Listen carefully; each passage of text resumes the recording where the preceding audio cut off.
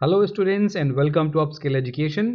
देखिए, नेट का एग्जामिनेशन आने वाला है। 20 नवंबर से नेट का एग्जामिनेशन शुरू हो रहा है और उसी सीक्वेंस में मैं लेकर के आया हूँ आपके लिए ये स्पेशल टॉपिक्स की टेस्ट सीरीज़, जिसमें हर यूनिट से मैं कोशिश करूँगा कि कम से कम 2 वीडियोज़ मिलें। दैट मीन्स कि 20 टॉपिक्स के 2 वीडियोज़ अगर होंगे तो 40 टॉपिक्स में हम एक यूनिट को बहुत आसानी से कवर कर सकते हैं। दैट मीन्स कि अगर इस वीडियो में मैंने 20 क्वेश्चंस आपको दिए हैं तो उसका सीधा सा मतलब है कि ये 20 क्वेश्चंस नहीं है, 20 टॉपिक्स हैं।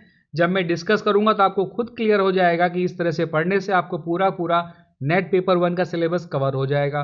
और मेरी कोशिश यही रहेगी कि जितने भी मैक्सिमम क्वेश्चंस मैं आपको सॉल्व करवा सकता हूं, मैक्सिमम टॉपिक्स मैं आपको एक्सप्लेन कर सकता हूं तो मैं कर दूं। और अगर आप इस चैनल पर नए हैं तो भाई सब्सक्राइब कर लीजिएगा, क्योंकि जिनका एग्जामिनेशन 20, 21, 22 है ठीक है, लेकिन जिनका आगे है या आगे भी आप प्रिपरेशन करेंगे नेट के एग्जामिनेशन के लिए, तो हम बैचेस भी चलाते हैं। ऑनलाइन बैचेस भी मिलेंगे, ऑफलाइन बैचेस भी मिलेंगे। कॉन्टैक्ट नंबर मेरा दिया हुआ है, आप इस नंबर पर कॉन्टैक्ट कर सकते हैं। अगर सब्सक्राइब नहीं किया तो भाई सब्सक्राइब कर लीजिए। Please do watch the complete video. हर एक क्वेश्चन जरूरी है। मुझे नहीं पता कौन सा क्वेश्चन एग्जाम में रखा होगा, ना आपको पता है, और कौन सा एक्सप्लेनेशन पे बेस्ड क्वेश्चन आ जाएगा ये भी आपको नहीं पता, मुझको भी नहीं पता। इसलिए हर क्वेश्चन इंपॉर्टेंट है, हर टॉपिक इंपॉर्टेंट है। और आप लोग इतने मैच्योर हो चुके हैं कि आपसे ही मैं एक्सपेक्ट करूंगा कि आप वीडियो पूरा देखेंगे अपनी बेनिफिट के लिए, मेरी बेनिफिट के लिए। बढ़ते हैं आज के पहले क्वेश्चन की तरफ। तो पहला क्वेश्चन बेटा ये कहता है कि which of the following word reflects the use of the subjects already learned. Hindi में जरा इसको समझिएगा। निम्नलिखित में से कौन सा शब्द पहले से सीखी गई सामग्री का उपयोग करने का प्रतिबिंबित करता है। सीधी सी बात समझिएगा, रिफ्लेक्ट कर रहा है किसको? जो सब्जेक्ट्स ऑलरेडी लर्नड हैं उनको अगर यूज करना हो तो उसके लिए कौन सा वर्ड आएगा। देखिए, कॉन्सेप्ट का तो मतलब ही होता है जो लर्निंग आप करोगे उसको कॉन्सेप्ट कहा जाएगा। इसका यूसेज से कोई लेना देना है नहीं। कॉन्सेप्ट सिंपल चीज है, कोई फंडामेंटल चीज है जो आपको समझनी है, उसको धारणा या कॉन्सेप्ट कहा जाता है। दूसरा दिया हुआ है एप्लीकेशन, अनुप्रयोग। जब आप किसी चीज को अप्लाई करते हो इसका मतलब है कि आपको पहले से उसके बारे में नॉलेज है, अदरवाइज आप अप्लाई ही नहीं कर पाओगे। ठीक है, तो इसका आंसर यही हो जाएगा। देखो, सिर्फ यहां पर कीवर्ड पकड़ा यूज, है ना। पहले से सीखी गई सामग्री का उपयोग करना है, यूज करना है। तो यूज का मतलब क्या होता है? देखो, अनुप्रयोग, अनुप्रयोग मतलब एप्लीकेशन किया जाएगा। ज्ञान का मतलब क्या होता है? कॉन्सेप्ट जब आप सीख लेते हैं तब आपको ज्ञान होता है। ओके। विश्लेषण का मतलब क्या होता है? आपने जब कोई नॉलेज ले लिया है तो नॉलेज लेने के बाद जो आपके पास में कंटेक्स्ट या जो कंटेंट बचा हुआ है उसका यूज कैसे हो सकता है, इस चीज को जब आप ट्राई करते हो, इस चीज के बारे में जानने की कोशिश करते हो, उसको हम कहते हैं एनालिसिस। राइट। तो एनालिसिस एक तरह से आप कह लीजिए कि पोस्टमार्टम किया जाता है किसी स्टेटमेंट का कि ये हमारे लिए कैसे यूजफुल हो सकता है। तो देखिए, इसमें 4 डेफिनेशंस दी हैं। कॉन्सेप्ट, एप्लीकेशन, नॉलेज और विश्लेषण। मैंने आपको चारों बातें समझाई हैं। इन चारों पर बेस्ड क्वेश्चन अगर आ जाए तो आपको आंसर ऑब्वियसली मिल जाएगा। अगला क्वेश्चन देखते हैं बेटा। अगला क्वेश्चन कहता है विच of the following option reflect the meaning of analysis. अभी देखो, हमने पीछे बात की एनालिसिस की। एनालिसिस को हिंदी में कहते हैं विश्लेषण। तो निम्नलिखित में से कौन से ऐसे विकल्प हैं जो एनालिसिस या विश्लेषण को दर्शाएंगे? ओके। सबसे पहला कह रहा है कि ability to find the solution in a component part. Component part का मतलब है कोई पीस ऑफ इंफॉर्मेशन या नॉलेज आपके पास में है तो उसमें हल ढूंढने की क्षमता, यानी कि आपकी प्रॉब्लम क्या है और आपके पास में कुछ आपको क्राइटेरिया दे दिया गया है, आपको कुछ नॉलेज दिया गया है, आपको कोई सब्जेक्ट दिया गया है, उसको पढ़ने के बाद में किसी पर्टिकुलर प्रॉब्लम को आप सॉल्व कैसे करेंगे, उसका सोल्यूशन कैसे ढूंढेंगे, एनालिसिस में ये बात होती है। जी हाँ, यही बात होती है। इसका आंसर हो जाएगा ऑप्शन ए। दूसरा वाला ऑप्शन भी देख लेते हैं, ये भी बहुत जरूरी है। दूसरा आपसे कह रहा है कि कंबाइन द कंपोनेंट पार्ट्स। ठीक है, अगर आपको अलग अलग कंटेक्स्ट में 3 या 4 या 5, 6 कितने भी पार्ट्स दिए हुए हैं और उनको आपस में जोड़ना है, राइट, तो जोड़ने की जो प्रोसेस होती है उसको हम कहते हैं सिंथेसिस। क्या कहते हैं बेटा? उसको हम कहते हैं सिंथेसिस। तो देख लेना कि एनालिसिस और सिंथेसिस में क्या डिफरेंस है। जब हम एनालाइज करेंगे तो पार्ट्स को ब्रेक करेंगे, अलग अलग करेंगे, राइट, और जब हम सिंथेसाइज करेंगे तो पार्ट्स को क्या करेंगे? जोड़ेंगे। ओके, इनको जोड़ा जाता है सिंथेसिस में। ये क्वेश्चन भी पूछा जा चुका है कई बार, तो इसका आंसर हो जाएगा ऑप्शन ए। अगला क्वेश्चन देखते हैं। Which of the following activities should come first in the teaching process. भाई, टीचिंग प्रोसेस से पहले कौन कौन सी एक्टिविटीज आनी चाहिए शिक्षण प्रक्रिया में सबसे पहले आनी चाहिए? ऑप्शंस देख लेते हैं कौन कौन सा है। सबसे पहला कह रहा है कि फॉर्मुलेशन ऑफ ऑब्जेक्टिव्स, उद्देश्यों के निरूपण। ठीक है, अच्छी बात है भाई, टीचिंग से पहले ही आना चाहिए। क्यों? ऑब्जेक्टिव्स का मतलब क्या हुआ? आप क्या पढ़ाएंगे, किस तरह का बच्चा आपके पास में है, क्या पढ़ाना है आपको, कैसे पढ़ाना है, ये सारी चीजें ऑब्जेक्टिव्स में आती हैं। तो ये तो टीचिंग के पहले की प्रोसेस हो गई। दूसरा कह रहा है टीचिंग प्लान। टीचिंग प्लान भी ऑब्वियस सी बात है टीचिंग से पहले ही बनाया जाता है, तो ये भी इंक्लूड हो जाएगा। ओके, आप क्या पढ़ाने वाले हैं, कैसे पढ़ाने वाले हैं, कौन से एग्जाम्पल्स देंगे, ये सारी चीजें टीचिंग प्लान में इंक्लूड की जाती हैं। ओके, तो टीचिंग प्लान भी कब बनता है? टीचिंग के पहले बनता है, ये भी ऑप्शन इंक्लूडेड है। तीसरा कह रहा है know about the interest of the student. भाई आप जिन बच्चों को पढ़ाने जा रहे हैं उनके इंटरेस्ट क्या हैं, उनके बारे में भी आपको पता होना चाहिए। ऑब्वियसली आपको पता होना चाहिए, क्योंकि अगर पता नहीं होगा तो फिर ओरिएंटेशन कैसा होगा क्लास का, आप जान ही नहीं पाओगे। उनको किस तरीके से पढ़ाना है, कौन से एग्जाम्पल्स देने हैं, आपको पता नहीं होगा। तो जब पता नहीं होगा तो पढ़ाओगे कैसे? और बच्चों के इंटरेस्ट अगर जान लोगे तो आपको पढ़ाने में आसानी होगी, क्योंकि आप जो एग्जाम्पल्स दोगे, जो कॉन्सेप्ट्स दोगे, वो उनके इंटरेस्ट के हिसाब से क्रिएट करोगे, तो आपकी क्लास और इंटरेक्टिव हो जाएगी और मजेदार होगी। राइट? तो कितना इजी क्वेश्चन है, क्या हो जाएगा? Option D. इसका आंसर क्या हो जाएगा? Option D, all of the above. अगला क्वेश्चन कहते हैं, देखिए ये क्वेश्चन इस बार यूपीएचसीएससी में पूछा गया है। अभी जो उत्तर प्रदेश में डिग्री कॉलेजेस की जो प्रोफेसर्स की वैकेंसी आई थी उसमें क्वेश्चन पूछा गया है, teachers performance is evaluated objectively, है ना? शिक्षक के कार्यों का वस्तुनिष्ठ मूल्यांकन किससे होता है? ये अलग अलग टीचिंग देखिए टेक्निक्स दी हुई हैं। इसमें से पहले देखो कुछ टेक्निक्स आपको हम बता दें। सिस्टम एनालिसिस जो है ये किसी भी चीज में अप्लाई हो सकती है, जरूरी नहीं कि सिर्फ टीचिंग की बात आए। रेटिंग स्केल भी किसी में भी अप्लाई हो सकती है, टीचिंग में भी, लर्निंग में भी। और फिर आपको दिया हुआ है ट्रिपल एसटी। ट्रिपल एसटी में भी किसी भी चीज में, ये एक्चुअली सोशल स्किल्स के लिए होता है। जहां पर आपकी सामाजिक स्किल्स की बात आ जाए वहां पर ट्रिपल एसटी चलेगा। फुल फॉर्म है सिमुलेटेड सोशल स्किल ट्रेनिंग। ऐसे फुल फॉर्म देख लीजिए, सिमुलेटेड सोशल स्किल ट्रेनिंग, ये आपका ट्रिपल एसटी आ गया। ठीक है, तो इसका भी देखो ये सोशल स्किल से है, तो टीचिंग से लेना देना नहीं है। बचता है कौन सा? बचता है आपका FIACS। देखिए जरा इसका फुल फॉर्म क्या है? FIACS का फुल फॉर्म क्या है? इसको हम कहते हैं फ्लैंडर इंटरैक्शन एनालिसिस। देख लो ऊपर जरा, इसको हम कहेंगे Flanders interaction analysis. Flanders interaction analysis category system. अच्छे से देख लो, Flanders interaction analysis category system. हो सकता है कि ये क्वेश्चन में एग्जैक्टली ऐसे ही जो एब्रीविएशन है उसका फुल फॉर्म आपसे पूछ ले। आंसर क्या हो जाएगा? Answer will be option A, FIACS। Fifth question आपसे कहेगा the most suitable meaning of learning. देखिए लर्निंग बहुत ज्यादा इंपॉर्टेंट है, टीचिंग और लर्निंग दोनों ही चीजें बड़ी इंपॉर्टेंट है। तो लर्निंग में आपसे बोलेगा कि इसका सबसे इंपॉर्टेंट मीनिंग क्या होगा, क्या मीनिंग आप डिराइव करोगे, क्या अर्थ निकलेगा। सबसे पहला कह रहा है कि नॉलेज सरमन्स। भाई क्या ज्ञान के उपदेश देना लर्निंग होता है? बिल्कुल नहीं। आपने कोई चीज सीखी और आप लगे बक बक बक बक करने, उसको ज्ञान बांटने लगे, नहीं, ये बिल्कुल इसका पर्पज नहीं है। दूसरा कह रहा है कि परमानेंट चेंज इन बिहेवियर। जी हाँ, यही इसका आंसर होगा। आपके बिहेवियर में परमानेंट चेंज, कैसा चेंज आना चाहिए? पॉजिटिव चेंज आना चाहिए, पॉजिटिव चेंज आना चाहिए। ओके। चौथा कह रहा है स्किल इनटेक, कोई चीज सीख लेना लर्निंग का मतलब नहीं है। ओके। और पर्सनल एडजस्टमेंट भी लर्निंग का सिर्फ मतलब नहीं है। जो सोल मतलब है, सोल पर्पज है, that is permanent change in behaviour. आपके व्यवहार में स्थायी परिवर्तन आना चाहिए, वो भी कैसा आना चाहिए? पॉजिटिव चेंज आना चाहिए। अगला क्वेश्चन देखते हैं, while presenting your ideas in the classroom it is better. भाई जब आप क्लासरूम में अपने आइडियाज रख रहे हैं तो उस समय अच्छा क्या होगा, क्या अच्छा होगा? देख लेते हैं। इस पर ऑप्शंस अलग अलग दिए हुए हैं। सबसे पहला ऑप्शन कह रहा है कि recognise that there can be other views. Other views का मतलब यह है कि जो व्यूज आप देने वाले हैं उसके अलावा भी व्यूज हो सकते हैं, और ये बात आपको पता होनी चाहिए। ऑब्वियसली आपको ये बात पता होनी चाहिए, ये इसमें इंक्लूड होगा। दूसरा कह रहा है recognise that students are not homogeneous mass. Homogeneous mass का मतलब क्या होता है? कि सारे बच्चे एक जैसे नहीं है। क्लियर? सभी को मालूम है कि सारे बच्चे एक जैसे नहीं होते हैं।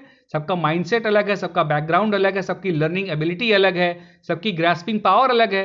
तो जब सब कुछ अलग अलग है तो फिर होमोजीनियस मास नहीं होगा, बिल्कुल क्लियर होना चाहिए। टीचर ये समझ के ना जाए क्लास में कि हम जो भी बोलेंगे सबको एक साथ समझ में आ जाएगा, ऐसा नहीं है। कुछ को समझ में आएगा, कुछ को नहीं समझ में आएगा, कुछ के लिए और एग्जाम्पल्स देने पड़ेंगे। तो भाई ये बात भी हमको इंक्लूड करके चलनी ही चाहिए।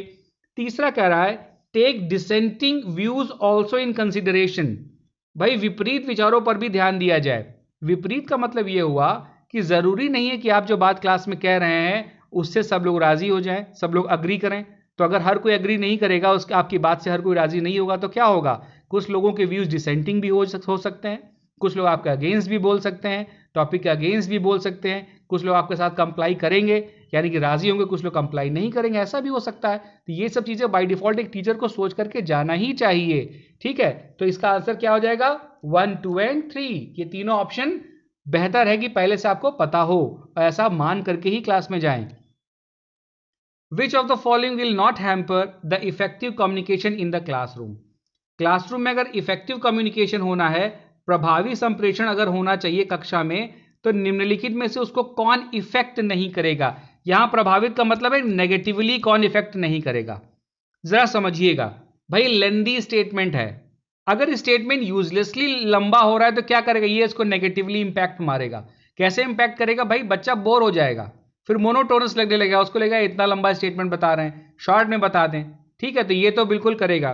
फिर कह रहा है एम्बिगुअस स्टेटमेंट। एम्बिगुअस का मतलब होता है जहां पर मीनिंग क्लियर नहीं हो, अस्पष्ट हो, तो ये भी इंपैक्ट करेगा। ठीक है, ये भी हैम्पर करेगा। फिर आता है अब प्रिसाइज स्टेटमेंट। देखो, संक्षिप्त या प्रिसाइज का मतलब ये नहीं होता है कि इनकम्प्लीट है, राइट। प्रिसाइज की जो डेफिनेशन है या संक्षिप्तता की जो डेफिनेशन है, उसका मतलब होता है कि शॉर्ट बट कंप्लीट होनी चाहिए, राइट। कोई चीज अगर प्रिसाइज है, इसका मतलब ये नहीं कि वो इनकम्प्लीट है, इसका मतलब कि वो कम शब्दों में कही गई है, मिनिमम वर्ड्स में कही गई है, but that definition is complete, वो अपने आप में पूर्ण है, कंप्लीट है। ठीक है, तो ये जो स्टेटमेंट है ये हैम्पर नहीं करेगा क्लासरूम को, यानी कि ये निगेटिवली इंपैक्ट नहीं मारेगा, ये पॉजिटिवली इंपैक्ट करेगा। ठीक है, फिर चौथा स्टेटमेंट देख देते हैं, a statement which allows listener to his own conclusions. अब अगर आप क्लास में कुछ समझा रहे हो और बच्चा अपने हिसाब से मनगढ़ंत चीजें समझ रहा है, तो ये तो बहुत बड़ा ब्लंडर हो जाएगा, राइट। ये तो बहुत बड़ा बैरियर है कम्युनिकेशन में, हो तो बहुत ज्यादा नुकसान करेगा। तो ये वाला ऑप्शन भी नुकसान करेगा, ये सारे नुकसान करेंगे, सिर्फ इसमें ऑप्शन सी वाला है जो नुकसान नहीं करेगा, हैम्पर नहीं करेगा। अगला क्वेश्चन देखते हैं, the idea of basic education was propounded by. देखिए, बेसिक एजुकेशन की बात जब भी होगी, ये बात आप जरा क्लियरली समझिएगा कि बेसिक एजुकेशन की बात हम जब भी करेंगे, we will talk about Mahatma Gandhi. Okay, we will talk about Mahatma Gandhi. जब भी बेसिक एजुकेशन की बात होगी तो महात्मा गांधी, अगर हरिजन करके ऐसा कोई वर्ड आ गया तो वो महात्मा गांधी हमेशा उसमें इंक्लूडेड होंगे। अगला एक और आपको बताता हूं कि अगर ओपन एजुकेशन की बात होगी, मुक्त शिक्षा की बात होगी, ठीक है, और आपके ओपन एनवायरमेंट में एजुकेशन की बात होगी, तो उससे कौन रिलेटेड होगा? रविंद्रनाथ टैगोर रिलेटेड होंगे। आपको पता है कि इन्होंने शांति निकेतन वेस्ट बंगाल में स्टैब्लिश किया था और वहां पर बाग बगीचों में क्लासेस रखे जाते थे, आज भी वहां पर वैसी ही पढ़ाई होती है, राइट। तो ये ओपन एजुकेशन मतलब ओपन एनवायरमेंट में एजुकेशन की बात आएगी तो रविंद्रनाथ टैगोर, और अगर बेसिक एजुकेशन की बात आएगी या प्राइमरी या फंडामेंटल एजुकेशन की बात आएगी तो वहां पर Mahatma Gandhi will be the right answer. अगला क्वेश्चन देखते हैं, I hear and I forget, I see and I believe, I do and I understand. इसका मतलब है कि मैं सुनता हूं और मैं भूल जाता हूं, मैं देखता हूं तो मैं यकीन करता हूं, लेकिन जब मैं कोई काम करता हूं तब मैं उसको समझ पाता हूं, राइट। जब मैं कोई काम करता हूं तब मैं उसको समझ पाता हूं। ये बहुत ही फेमस और बहुत ही प्रोमिनेंट फिलोसोफर का कोट है जिनका नाम है कन्फ्यूशियस। क्या नाम है इनका? कन्फ्यूशियस। तो अगर ये कोट आता है तो आप ध्यान रखिएगा किसने कहा है, ये कन्फ्यूशियस ने कहा है। मैंने आपको हिंदी में भी इसकी मीनिंग समझा दी। अगला क्वेश्चन देखते हैं, which of the following are the characteristics of an adult learner. देखो, एडल्ट की बात चल रही है, एडल्ट लर्नर की बात आएगी, ठीक है, तो उसके क्या लक्षण होते हैं? एक वयस्क अधिगमकर्ता के क्या लक्षण होंगे? लर्निंग को हिंदी में कहते हैं अधिगम, और लर्नर को हिंदी में बोलेंगे अधिगमकर्ता, लर्न करने वाला। क्या होना चाहिए भाई? मैच्योरिटी होनी चाहिए, ऑब्वियसली होनी चाहिए, यस बिल्कुल सही है। फिर सेल्फ डायरेक्शन होना चाहिए, अब मैच्योर है तो सेल्फ डायरेक्शन होगा उसमें। फिर इंडिपेंडेंट होना चाहिए, बिल्कुल इंडिपेंडेंट होगा, और एक्सपीरियंस भी होगा। ये चारों देखो, जब भी मैच्योरिटी की बात आएगी तो उसमें ये चारों के चारों जो कैरेक्टरिस्टिक्स दिए हुए ये इंक्लूड होंगे। एक बार फिर से देख लो, मैच्योरिटी होनी चाहिए, सेल्फ डायरेक्शन ऑब्वियसली होगा, इंडिपेंडेंट स्वतंत्रता भी उसके अंदर होगी, और अनुभव एक्सपीरियंस भी होगा जो कि वो अपने बचपन से पढ़ाई करके सीखा होगा। तो आंसर क्या हो जाएगा इसका आंसर हो जाएगा option C will be the right answer. अभी तक चैनल को अगर सब्सक्राइब नहीं किया तो सब्सक्राइब कर लो, ऐसे ही इंपॉर्टेंट सारी यूनिट्स पर मैं वीडियोस डालूंगा, और जहां पर डीआई और रीजनिंग की बात आएगी कोशिश करूंगा कि वहां पर भी आपको कॉन्सेप्ट्स वो समझाऊं जो टू द पॉइंट एग्जैक्ट पूछे जाते हैं। राइट, मेरी कोशिश ये है कि इन्हीं वीडियोस से मैं आपको कम से कम 60 to 70 मार्क्स दिला पाऊं। ओके, अगला क्वेश्चन देखते हैं, what is the full form of NPST. NPST भाई क्या है? देखो ये अभी नया कॉन्सेप्ट आया है एनपीएसटी का, इसलिए बड़ा इंपॉर्टेंट है। और जब आप वेबसाइट विजिट करोगे किसकी, एनसीटीए की, national council for teacher education, NCTE की वेबसाइट आप विजिट करेंगे तो आपको वहां पर ये नई चीज मिल जाएगी। इसका फुल फॉर्म है, देख लो जरा, national practice standards for teachers, national publication standard for teachers, national professional standards for teachers और national practical standards for teachers. इसका आंसर होगा बेटा, इसका आंसर होगा national professional standards for teachers. Professional standards बनाए गए हैं, मानक बनाए गए हैं कि टीचिंग को स्किल बढ़ाने के लिए, टीचिंग स्किल बढ़ाने के लिए एक टीचर के अंदर कौन कौन से प्रोफेशनल स्टैंडर्ड्स होने चाहिए और उनको बढ़ावा कैसे किया जाएगा, उनको एनहांस कैसे किया जाएगा। और ये चीज किस में आ गई है, एनपीएसटी में। किसका एडवेंचर है ये, एनसीटीई का। अगला क्वेश्चन देखते हैं, अगला क्वेश्चन आपसे कह रहा है कि which of the following has launched the Veer Gatha project. देखो बहुत इंपॉर्टेंट क्वेश्चन है, वीर गाथा प्रोजेक्ट क्या है पहले ये समझो। वीर गाथा प्रोजेक्ट क्या जरा ये समझिएगा। देखिए वीर गाथा प्रोजेक्ट में आपसे बोला ये जा रहा है कि आपको क्या करना है, जो आपके आर्मी मैन थे या जो भी आपकी डिफेंस फोर्सेस थी, तो उन फोर्सेस ने जब जब अपना क्या बोलेंगे वैलर दिखाया है, जहां जहां युद्ध हुए हैं, तो उनकी कहानियां लिखनी है। क्या करनी है, उनकी स्टोरीज लिखनी है। और जिसकी स्टोरी बेस्ट होगी, जिसकी स्टोरी बेस्ट होगी उसको 26 जनवरी को, उसको 26 जनवरी को क्या किया जाएगा, उसको 26 जनवरी को ऑनर किया जाएगा, उसको सर्टिफिकेट दिया जाएगा, उसको प्राइज दिया जाएगा। राइट, तो ये है वीर गाथा। नाम से समझ में आ रहा होगा भाई, वीर गाथा, वीरों की गाथाएं गानी है। किसकी, जो आपकी आर्म्ड फोर्सेस हैं उनके लिए ये बात है। कौन करेगा ये करेंगे क्लास 12 तक के बच्चे। अब अगर क्लास 12 तक के बच्चे कर रहे हैं तो इनमें से कौन करवाएगा, कौन करवा रहा है ये, इनमें से करवाएगा सीबीएसई। आंसर क्या है इसका, answer will be CBSE, central board for secondary education. आगे आते हैं बेटा, देखते हैं अगला क्वेश्चन आपसे कहेगा which of the following is are true about Swayam Prabha. देखिए स्वयं प्रभा एक ऑनलाइन पोर्टल है, बहुत ज्यादा इंपॉर्टेंट है, बहुत ही ज्यादा इंपॉर्टेंट है, कई बार पूछा गया है, कई तरह से पूछा गया है। मैंने जो क्वेश्चन बनाया है कॉन्सेप्ट क्लियर करने के लिए बनाया है, ताकि आपको मैक्सिमम बातें कम से कम टाइम में पता चल जाए। तो सबसे पहली बात बोलिए कि भाई इसमें डीटीएच चैनल्स हैं। अब आपसे पूछेगा कि भाई डीटीएच का फुल फॉर्म क्या होता है, तो आप बताएंगे सर डायरेक्ट टू होम। क्या होता है भाई, डायरेक्ट टू होम, कहते नहीं डायरेक्ट टू होम या डायरेक्ट टू हार्ट, ठीक है, तो डायरेक्ट टू होम आ जाएगा। कितने चैनल है इसमें, 35 चैनल्स नहीं है, इसमें 34 चैनल्स हैं। कितने चैनल्स हैं, 34 चैनल्स हैं। 24/7 ब्रॉडकास्टिंग है, मतलब 24/7 वो टीवी पर आएंगे, बिल्कुल सही बात है। स्कूल लेवल के प्रोग्राम्स इंक्लूड करेंगे, हायर एजुकेशन के प्रोग्राम्स इंक्लूड करेंगे। यानी कि ऑप्शन कौन सा सही हो जाएगा, 2, 3 और 4 सही हो जाएगा, option B will be the right answer. और कितने चैनल हैं, 34 channel, 34 channels are there, not 35। Okay, moving further to question number 14, we will see which of the following levels of teaching is are correctly matched with their propounders। आपको बताना है कि level of teaching क्या है और उसको किसने प्रोपाउंड किया था, उनके प्रतिपादक कौन थे। राइट, जरा देख लेते हैं, एक नजर मारते हैं। देखो सबसे पहले जो लेवल ऑफ टीचिंग आ रहा है that is memory level. Memory level इसको आप प्राइमरी समझिए, बिल्कुल प्राइमरी। छोटा बच्चा जब पढ़ाई करता है ना, तो वो सबसे पहले चीजों को याद करता है, कलर याद करता है, एनिमल्स के नेम्स याद करता है, वाइल्ड एनिमल्स याद करता है, डोमेस्टिक एनिमल्स याद करता है, फ्लावर्स याद करता है, इसको पहले याद कराया जाता है। फिर अंडरस्टैंडिंग लेवल आता है। यहां पर अंडरस्टैंडिंग इसको कहते हैं बोध। क्या कहते हैं भाई, बोध। ये इसको क्या कहेंगे, इसको कहेंगे स्मृति। ये स्मृति का स्तर है और ये बोध का स्तर है। और ये जो तीसरा लेवल आता है ये आता है चिंतन का स्तर। आप सिंपल समझिएगा कि अंडरस्टैंडिंग लेवल पर क्या होगा, ये थोड़ा सा एडवांस हो जाएगा प्राइमरी से, ठीक है, इसको आप सेकेंडरी लेवल भी कह सकते हैं। समझने के लिए आप समझिए सेकेंडरी लेवल है, और ये टर्शरी लेवल है या सबसे हाईएस्ट लेवल आ जाता है। ये तृतीयक स्तर सबसे हाईएस्ट लेवल है। यहां पर आप क्या करेंगे, यहां पर आप समझेंगे भी और साथ ही साथ आपका रिफ्लेक्ट, मतलब यानी कि ये हुआ कि आपके उस पर क्या थॉट्स हैं, आपकी थॉट प्रोसेस भी उस पर आप उसको एनालाइज भी करने लगेंगे।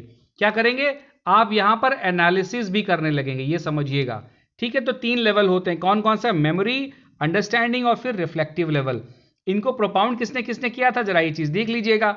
सबसे पहला जो लेवल आता है दैट इज मेमोरी लेवल, किसने किया था, हंट ने किया था, सही मैचिंग है ये। दूसरा आता है अंडरस्टैंडिंग लेवल, बोध का स्तर किसने किया था, मॉरिसन ने किया था, ये भी सही है। तीसरा आता है रिफ्लेक्टिव लेवल, चिंतन स्तर, और ये किसने किया था, हर्बर्ट ने किया था, ये भी सही है। यानी कि ये तीनों ऑप्शन बिल्कुल सही हैं। रट लीजिएगा इसको अच्छे से, और अगर पीडीएफ चाहिए तो डिस्क्रिप्शन में मैं लिंक दे दूंगा अपने व्हाट्सएप का और टेलीग्राम चैनल का।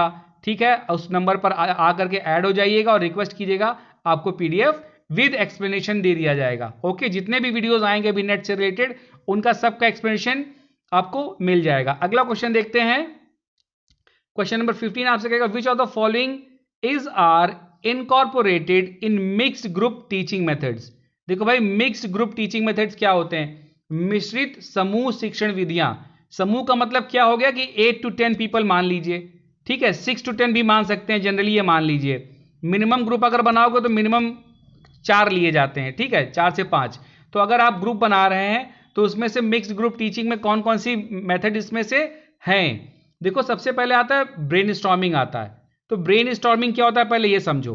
ब्रेनस्टॉर्मिंग में बेटा क्या होगा कि कुछ लोग क्या करेंगे, एक टॉपिक लिया जाएगा, एक टॉपिक आपके पास में होगा, ठीक है, ये कोई टॉपिक है, और इस पर 4-6 लोग बैठ करके डिस्कशन करेंगे।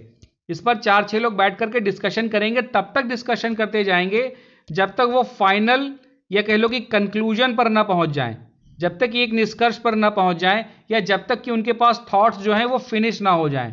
यानी कि अब उनके पास कोई और नए थॉट्स नहीं आ रहे हैं, इसीलिए इसको नाम दिया गया ब्रेन को स्टॉर्म करना है। मतलब ब्रेन में एकदम तूफान आ जाना चाहिए, तूफान इन द सेंस कि तब तक सोचो, तब तक सोल्यूशन सोचो जब तक कि उसका सोल्यूशन आपके पास फाइनली आपको मिल ना जाए, या आपके पास जो थॉट्स हैं आपके फिनिश ना हो जाएं।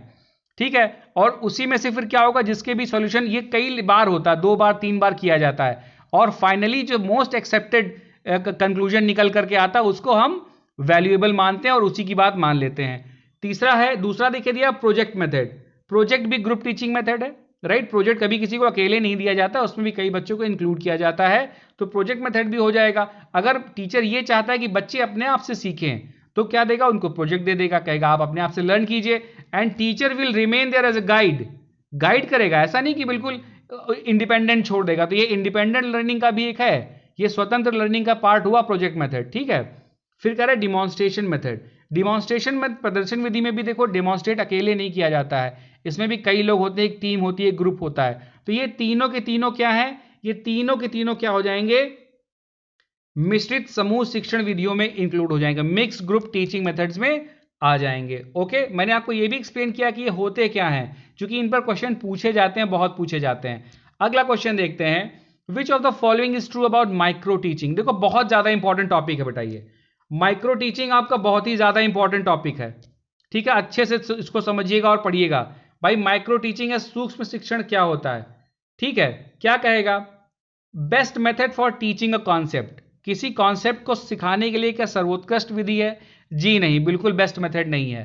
क्यों, क्लासरूम में आप कह सकते हैं कि बेस्ट मेथड हो सकता है, लेक्चर मेथड में आप कह सकते हैं, प्रोजेक्ट मेथड में आप कह सकते हैं, क्योंकि वहां पर टाइम ज्यादा होता है। माइक्रो टीचिंग होती क्या है, माइक्रो टीचिंग में समझिएगा 8 से 10 मिनट, 8 से 10 मिनट में टीचर को पढ़ाना होता है एक टॉपिक, ठीक है, और 1 स्किल एट अ टाइम।